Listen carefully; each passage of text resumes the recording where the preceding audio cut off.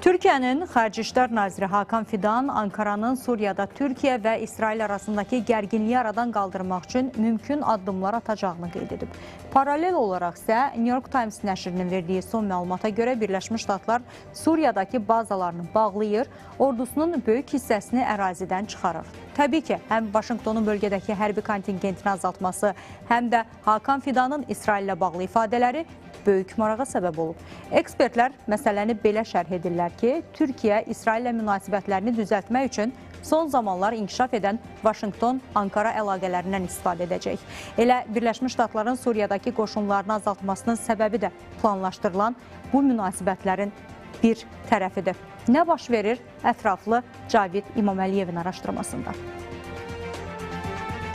Suriyada bir sıra əməliyyatlar zamanı Türkiyə və İsrail təyyarələrinin qarşılaşma ehtimalı var. Bunu Türkiyə Xarici İşlər Naziri Hakan Fidan bir sıra millət vəkilinin suallarını cavablandırarkən deyib. Çünki həm Türkiyə, həm də İsrail qırıcıları ora gedir. Qarşılıqlı gərginliyin yaranmaması mövzusunda keçmişdə Amerika Birləşmiş Ştatları və Rusiya ilə qurduğumuz mexanizmlər mövcuddur. Bu mexanizmə İsrailin də əlavə edilməsi lazımdır. Bunu təmin etmək üçün texniki təmasların olması normaldır, deyə Fidan bildirib. Sözü gedən problemlərin aradan qaldırılması isə hazırda Ankara üçün heç də çətin deyil. Çünki Təl-Əviv rəhbərliyi də Türkiyə ilə razılaşmalı olduğunu, əks təqdirdə regionda çətinliklərlə qarşılaşacağını yaxşı başa düşür. Bunun əsas səbəbi isə təbii ki, Trump administrasiyasının Avropa və Yaxın Şərqdə atdığı addımlardır. Belə ki, Birləşmiş Ştatlar nə Rusiya-Ukrayna cəbhəsindəki münaqişəni sonlandıra, nə də qoca qitə ilə münasibətləri əvvəlki səviyyədə saxlaya bilir. Xüsusilə Trump hakimiyyətə gələndən bəri Avropa və Amerika Birləşmiş Ştatları əlaqələri heç olmadığı qədər pisləşib. Bununla belə Türkiyə qoca qitənin nümayəndələri Ukrayna və Rusiya daxil olmaqla regionda ən yaxşı diplomatik münasibətləri olan ölkə statusundadır. Odur ki, Vaşinqton rəhbərliyi Ankara ilə yeni münasibətlər quraraq bir növ Türkiyənin əli ilə həm Avropada, həm də Rusiya-Ukrayna cəbhəsində proseslərə müdaxilə etmək istəyir. Təbii ki, belə olan halda Birləşmiş Ştatlar Türkiyənin bir çox şərtini qəbul etmək məcburiyyətindədir ki, buna İsrailin Yaxın Şərqdə Ankaranın işlərinə qarışmasının qarşısına almaq da daxildir. Vaşinqtonun dəstəyi olmadan Təl-Əvivin regionda hərbi əməliyyatları davam etdirməsi isə qeyri-mümkündür. ABŞ-sız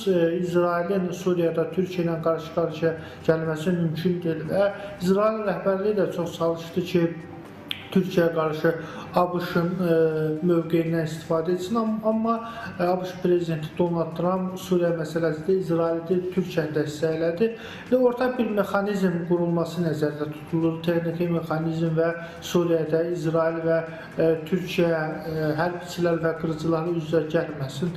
Amma düşünürəm ki, növbəti mərhələdə İsrail Suriya siyasətinə müəyyən qədər geri çəkilə bilər. Birləşmiş Ştatlarla Türkiyə arasında Suriyada koordinasiyalı fəaliyyət var. Vaşinqton Ankaranın Suriyadakı stabilləşmə rolunu yüksək qiymətləndirir və koordinasiyalı fəaliyyət yürüdür. Təbii ki, İsrail bunu qəbul etmək niyyətində deyil və Amerika Birləşmiş Ştatlarında Sionist lobbinin gücü vasitəsilə Trumpa təzyiq etməyə çalışır, amma Netanyahunun son səfəri zamanında bir daha Trump bəyan etdi ki, Türkiyənin Suriyadakı sabitləşmədə oynadığı önəmli rolu qəbul edir və beləliklə İsrail Türkiyə ilə hesablaşmağa məcburdur. Digər tərəfdən New York Times nəşrinin verdiyi məlumata görə Birləşmiş Ştatlar Suriyadakı hərbçilərinin sayını 500 nəfərə endirə bilər. Bildirilib ki, ölkənin şimal-şərqindəki 8 əməliyyat bazasından 3-ü yaxın günlərdə bağlanacaq. Növbəti qoşunların çıxarılması ilə bağlı qərar təxminən 2 ay ərzində veriləcək. Nəticədə 500-ə yaxın hərbçi Suriyada qalacaq. Birləşmiş Ştatların indiki mərhələdə regiondan çəkilməsi də Vaşinqtonun artıq regiondakı fəaliyyətini Türkiyə vasitəsilə həyata keçirmək istədiyini bir daha sübut edir. Bir neçə ay öncə tamamilə xaos olan Yaxın Şərq, İsrail və Türkiyənin bölgədəki həmlələri sayəsində stabilləşmə mərhələsinə başlayıb. Artıq bölgədə Birləşmiş Ştatların 2 böyük orduya sahib müttəfiqi və bir rəqibi var. Birləşmiş Ştatlar həm Avropanın, həm də Yaxın Şərqin müdafiəsində bir növ Türkiyəyə arxalanaraq bütün diqqətini Çinlə mübarizəyə yönəldib. Amerika,